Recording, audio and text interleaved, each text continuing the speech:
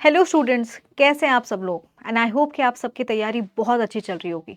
Student, ये जो class है ये एक वन लाइनर क्लास है। वन लाइनर क्लास का मतलब हो जाएगा यहाँ पर मैं आपको सामान्य ज्ञान यानी बेसिकली जर्नल साइंस, जो कि आप सभी जानते हैं कि बिहार डीएलएड में 20 नंबर का आने वाला है।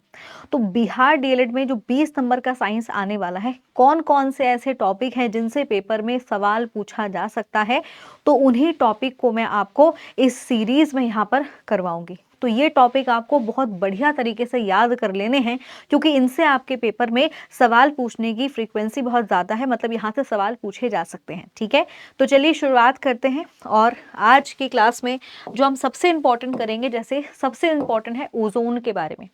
ओजोन का सूत्र क्या होता है ना। इस तरह के जो वन लाइनर क्वेश्चंस हैं ये एग्जाम में बहुत बार पूछे जा सकते हैं। ओजोन की अगर मैं बात करूं तो ओजोन का सूत्र होता है O3। याद रखेंगे, इसे O3 से दर्शाया जाएगा। ओजोन बेसिकली जो ओजोन की परत है वो समताप मंडल में पाई जाती है। समताप मंडल का मतलब होगा हमारी वायुमंडल का या हमारे एटमॉस्फेयर का जो स्ट्रेटोस्फेयर लेयर है, यानी जो समताप मंडल परत है वहां पर ओजोन की परत पाई जाती है। याद रखना है। ओजोन की परत की मोटाई की अगर मैं बात करूं तो इसको मापा जाता है डॉप्सन से। याद रखेंगे, ओजोन की परत की जो मोटाई होती है इसको मापने की जो इकाई होगी उसे डॉप्सन कहा जाता है, जो कि पेपर में कई बार पूछी जाती है। वहीं पर ओजोन संरक्षण दिवस यानी ओजोन डिप्लीशन डे की अगर मैं बात करूं तो इसको मनाया जाता है हर साल 16 सितंबर को। ये भी पेपर में आ सकता है। ओजोन की जो परत है क्लोरोफ्लोरोकार्बन्स की वजह से ये क्या हो रही है, इसमें छिद्र हो रहे हैं, यानी ओजोन होल हो रहा है, ओजोन डिप्लीशन हो रहा है। ध्यान रखेंगे। तो ओजोन डिप्लीशन के लिए जो महत्वपूर्ण कारक है वो क्या है, क्लोरोफ्लोरोकार्बन, जिसे CFC के नाम से जाना जाता है।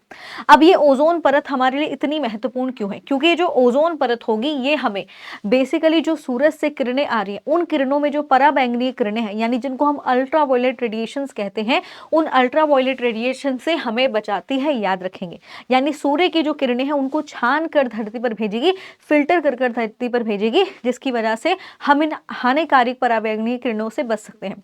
पराबैंगनी किरणें भी 3 प्रकार की होती हैं, UVA, UVB और UVC। सबसे खतरनाक UVC होती है, याद रखेंगे। और जो ओजोन परत होती है वो मुख्य रूप से हमें अल्ट्रावायलेट रेडिएशन B से हमें बचाती है। याद रखेंगे। इसके अलावा कुछ और इंपॉर्टेंट चीजें, जैसे पेपर में पूछा जा सकता है कि वायु प्रदूषण का मुख्य कारक क्या होगा, तो कार्बन मोनोऑक्साइड को माना जाता है। याद रखेंगे, जिसे CO से दर्शाया जाएगा। जब कभी भी कोई भी ईंधन अगर उसमें अपूर्ण दहन होगा, कंप्लीट कंबक्शन नहीं होगा, तो ऐसी स्थिति में क्या होगा, कार्बन मोनोऑक्साइड गैस रिलीज होगी जो कि वायु को दूषित करेगी। याद रखेंगे, ये कार्बन मोनोऑक्साइड हमारे रक्त के साथ घुलकर बेसिकली कार्बोक्सिक युक्त हीमोग्लोबिन ब्लड बनाएगी, जो कि आपको पता होना चाहिए। इसके अलावा ग्लोबल वार्मिंग का मुख्य कारक कौन सी गैस होगी, कार्बन डाइऑक्साइड। याद रखेंगे। ओजोन परत को के लिए जो मुख्य रूप से कारक जिम्मेदार होंगे वो होंगे क्लोरोफ्लोरोकार्बन्स। याद रखना है। वहीं पर अम्ल वर्षा की अगर मैं बात करूं तो सल्फर की जो ऑक्साइड्स होती हैं, सल्फर की ऑक्साइड्स भी और नाइट्रोजन की ऑक्साइड्स भी, ये दोनों की दोनों जिम्मेदार होती हैं अम्लीय वर्षा के लिए। याद रखेंगे। वहीं पर भोपाल गैस त्रासदी की अगर मैं बात करूं तो किसकी वजह से हुई थी, मिथाइल आइसोसाइनाइड। तो ये इंपॉर्टेंट वन लाइनर्स हैं जिनको आपको ध्यान में रखना है। पेपर में यहाँ से बच्चों सवाल पूछे जा सकते हैं और बहुत बार यहाँ से सवाल पेपर में देखने को मिले हैं, तो इनको प्लीज बढ़िया तरीके से याद कर लीजिएगा। तो ऐसे ही इंपॉर्टेंट वन लाइनर के लिए हमारे साथ जुड़े रहिए। Thank you.